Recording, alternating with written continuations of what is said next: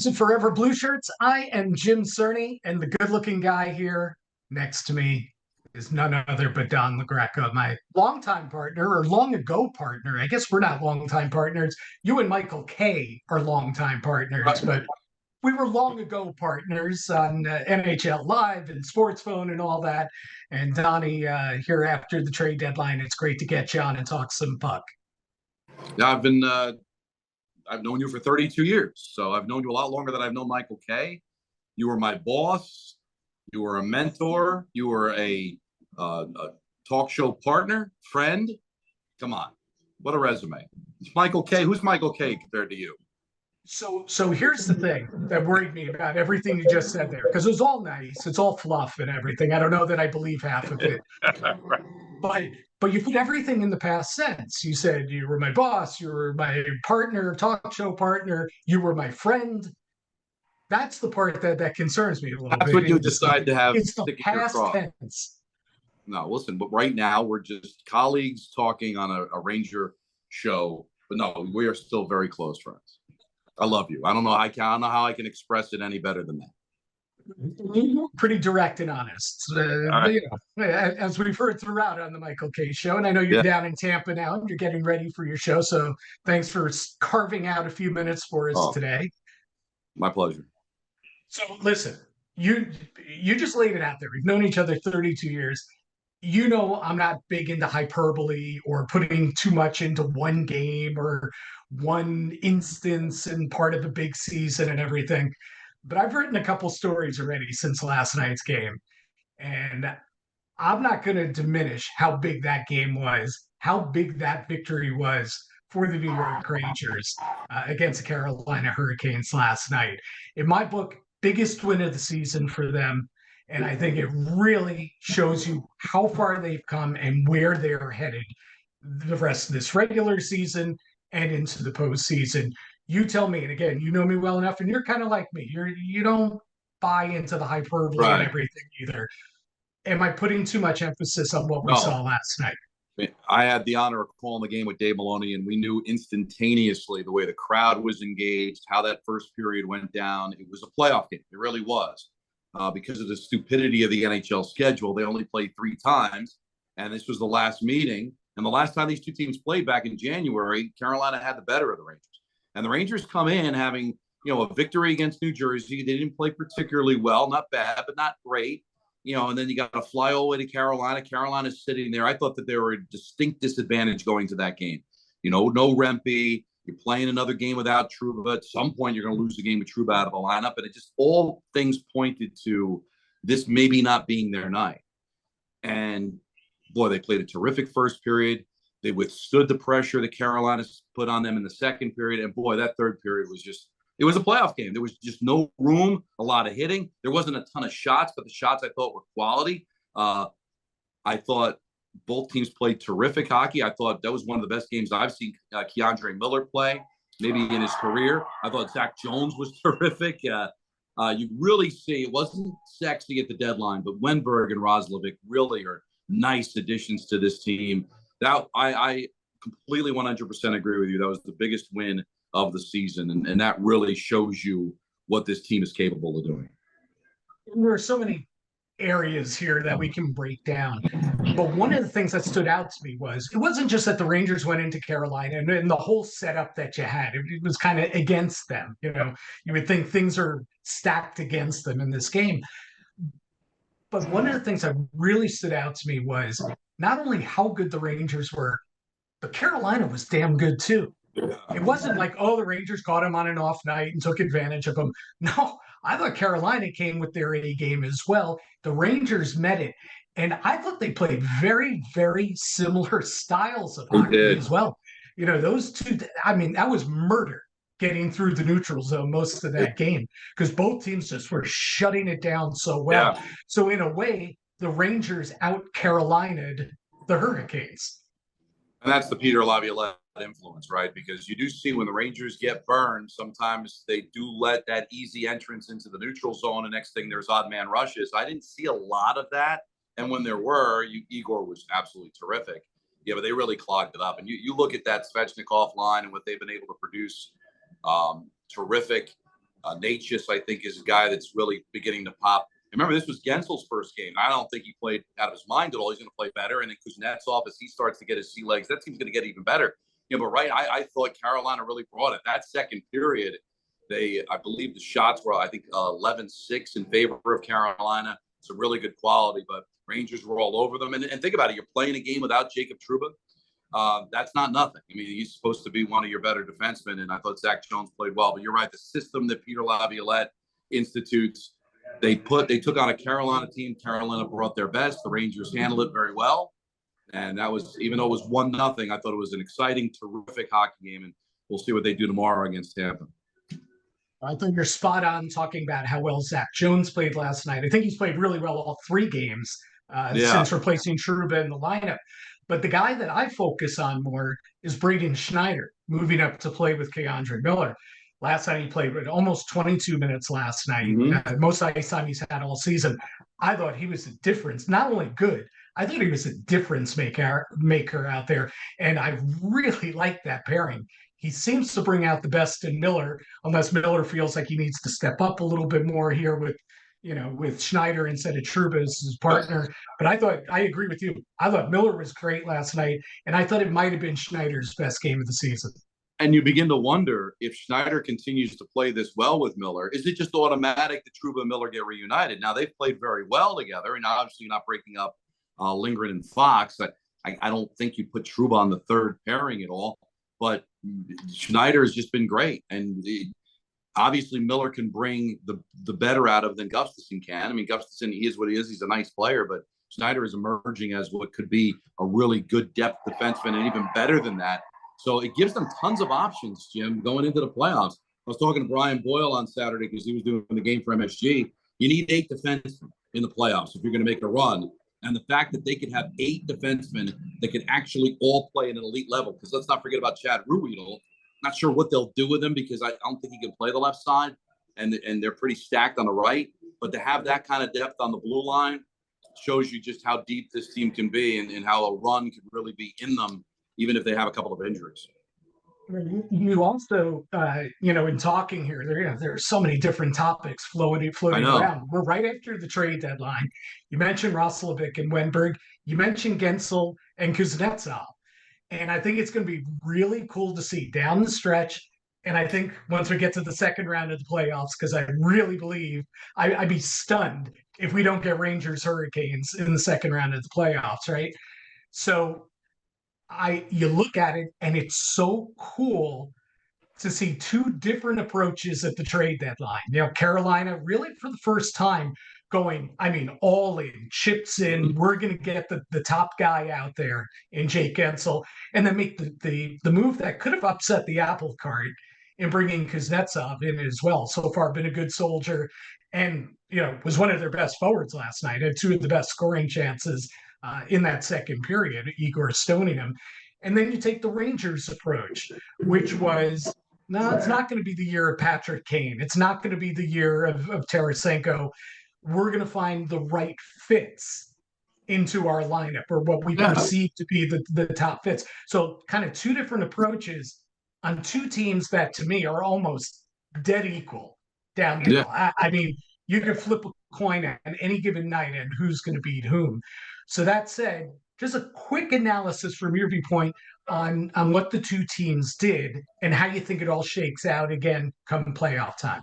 Because even though they seem to be in the same place battling for the Metropolitan Division, Carolina's been going at this for a while, Jim. It's been a while since they've been banging on the door with Rod Brindamore. So they maybe felt like they wanted to be more all in and sacrifice more of the future, where Chris Drury wants to continue on the path of holding on to picks, holding on to prospects. I think they could have been on Gensel, but they would have had to give up, mortgage too much of their future. They weren't willing to do that. And if you look at the history of the Rangers, it's not the Tarasenkos and the Canes. It's the Kops and the Vetranos. It's going back to when they got Brassard and Zibanejad. They didn't know they were getting Zibanejad when they got Zibanejad. That wasn't a sexy move. Rick Nash was the sexy move. But Zibanejad and Brassard and Vetrano and Cobb at the time, those were the pieces. They just fit. And that's why I think Wenberg and Roslovic are good fits. Gensel, coming off of injury, he was on IR when they acquired him. So it's going to take him a while to get going. Kuznetsov, we don't know if it's going to work. if he's going to be what he was when he should have won the Conn Smythe Trophy, it's going to be a coup for Carolina. But if it takes them a while to get going after being in the program, not playing for a while, it could backfire. So they both went in different directions, Jim, because I think Carolina probably feels a little bit more desperation because they've been knocking on the door for almost a decade now. It's been a while. And, last year's conference final was disappointing, losing to Florida. Maybe they realize as an organization, can they really rely upon being able to be there every single year the way Chris Drury feels like he's built the Rangers to be there every single year? And Carolina also has, they have a string of UFAs and RFAs at the end of the season, too. So, this team's going to look a little bit different. Right off the bat, you have Shea and Pesci. They could lose two major pieces of the puzzle on the blue line, during the off season. So I get them going, chips all to the middle.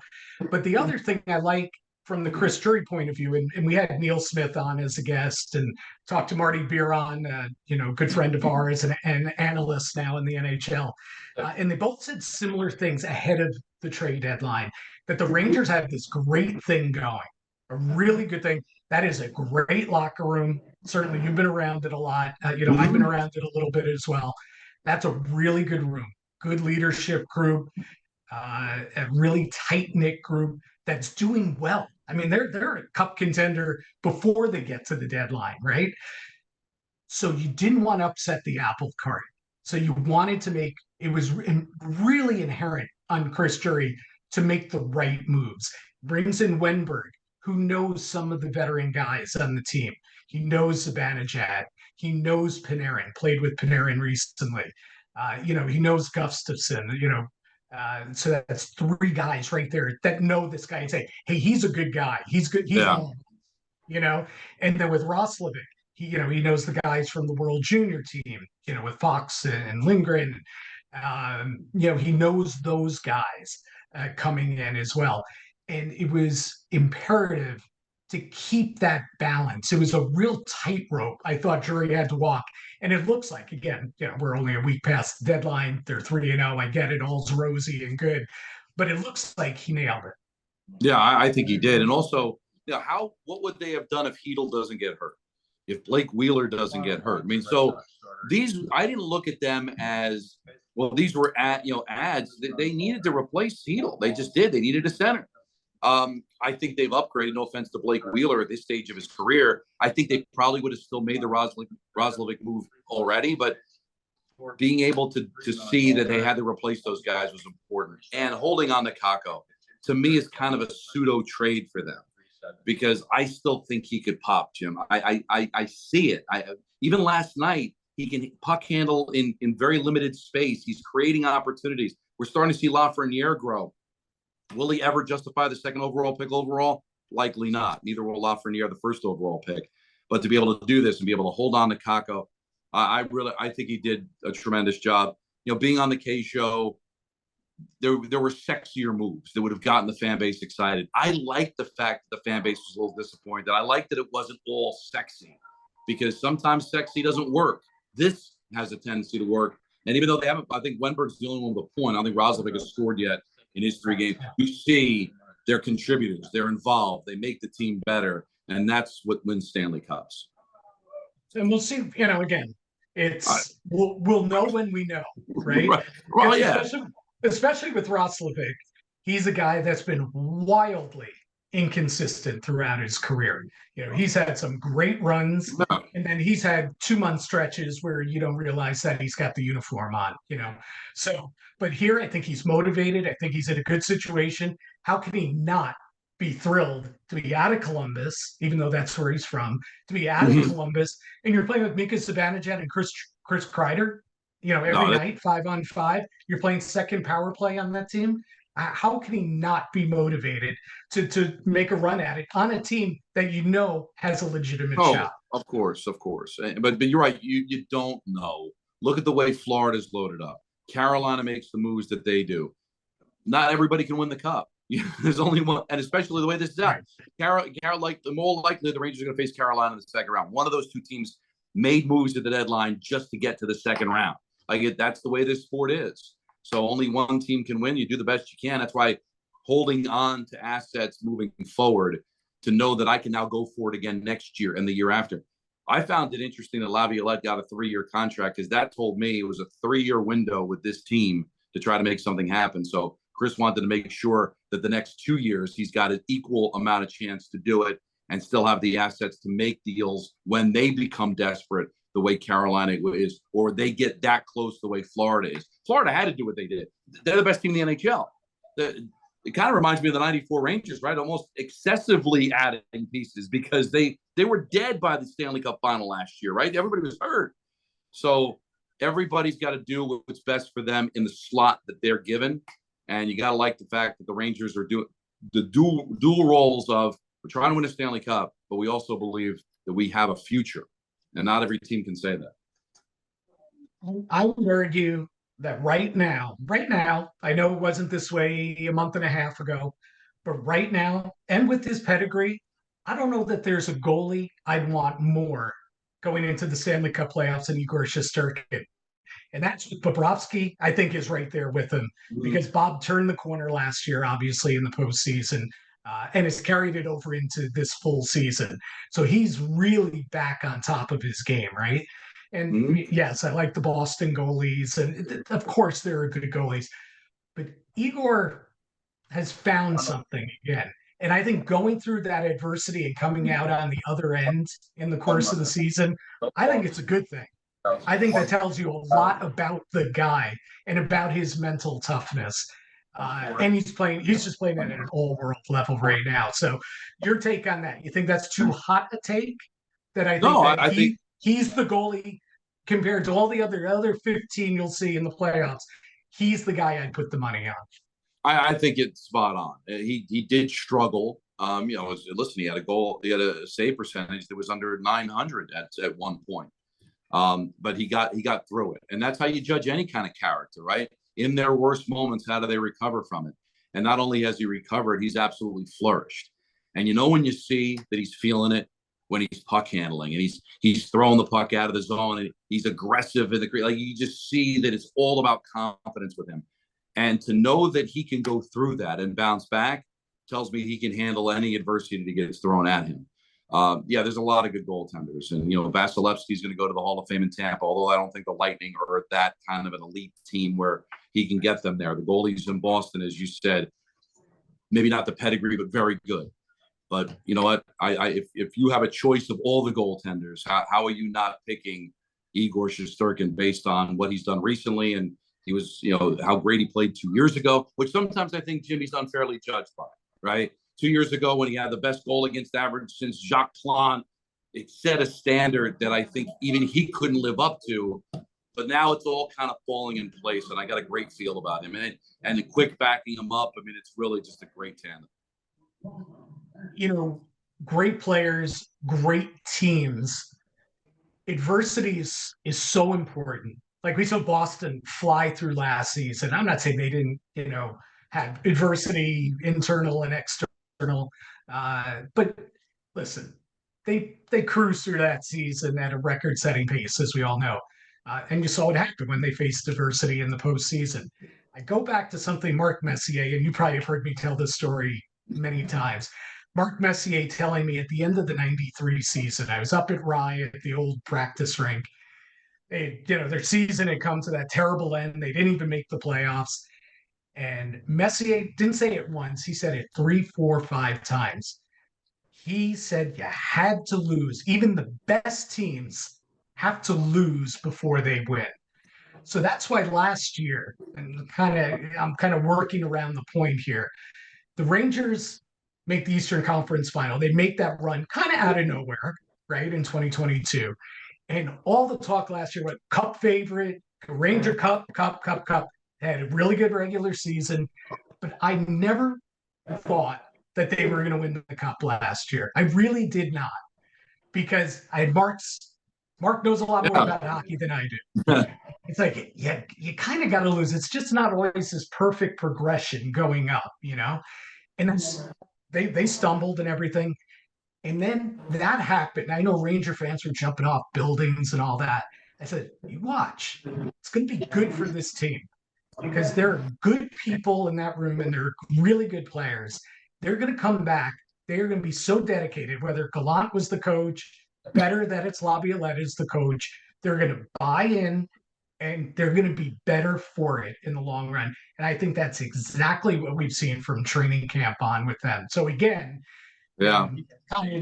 Really going hardcore into a theory here, but I want to get your take on it. If you think that maybe I'm putting too much into that. No, I'm a big believer in that. I've talked about that many times with Messier when he's been on, and also just in general talk show conversation.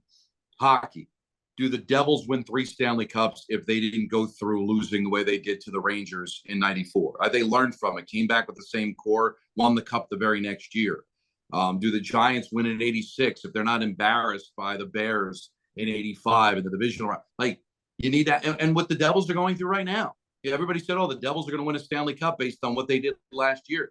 They may use what happened to them this year as a way to be much better in the future. You've got to learn how to face adversity. It's so hard to win in sports, Jim. See, everybody wants to win. Everybody thinks they've got a chance to win. But you got to know how to lose and how to bounce back from that losing. We're talking about with Igor. Maybe the reason he's playing so well is he saw the darkness of that real bad slump and learned from it. So I'm with you. I never really felt like the Rangers were going to win a Stanley Cup last year. I thought they had a chance the year before when they were up 2-0 against Tampa. But that kind of proved to them, you know what? You were close, but really, you're really that close. Now they know what they're going to have to go through to be able to get there. You got to run. You got your real job. You're on the clock shortly here. So, quick final one for you. I know we're still weeks away from the playoffs. Guys could get hurt. Who knows? A million things can happen here. But as the NHL stands right now, if you had to pick one from the East, one from the West, who do you got in the final at this point, knowing that you can change it over the course of the weeks? Well, I'm going to tell you, my Stanley Cup pick at the beginning of the season was Carolina Dallas. Now, that's not a bad pick now, but I'm not really feeling it anymore. It's hard to pick against Florida. It really, now they're even deeper. And I had a great, you've talked to Jacques Martin, I'm sure, many times. We got robbed of getting a chance when he was an assistant coach with the Rangers because it was during COVID. We didn't get a chance to talk to him. But I called a game up in Ottawa, and we were talking to him after during the scrum, and he talked about, he goes, I was in Florida when they hired Paul Maurice. It took a while for them to figure it out, and then they figured it out. That was not an 8 seed that went to the Stanley Cup final by the time they got there. They were an elite team, and they're proving it this year. Remember, they won the President's Trophy the year before it got knocked out early, so they kind of learned their lesson. All of that kind of feeds into me thinking it's going to be Florida in an epic battle with the Rangers in the conference final. And out west, I don't believe in Vancouver. I think they've got to learn their lesson too. It's all happening a little bit too fast, I think, for them. So Colorado, Winnipeg, Dallas. I'm going to stick with Dallas. Colorado's a little too flaky for me. I don't know if Winnipeg is quite ready. So I would say it would probably be, how about we go Florida, Dallas, which I'm sure will make ESPN and ABC go wild. But that'll be my pick. What do you think? Those are good choices. I do believe as well. I think Florida certainly is the team to beat. Not just because they're first overall right now. You just look at it and you look exactly as you laid it out, where they came from and everything. So I'm with you as well on that. Don LaGreca, really appreciate your time today. You know me. You and I, we could freaking talk hockey for hours on end and probably bore the people to tears out there, but we would enjoy it. Yeah, so I appreciate your time. We could talk Mets, and we could talk Led Zeppelin. There's plenty of things we could talk about. Yeah, I'm check a few Led Zeppelin tidbits, but we'll save that for the next time. Sounds good, man. Thank you. All right, appreciate it, Donnie.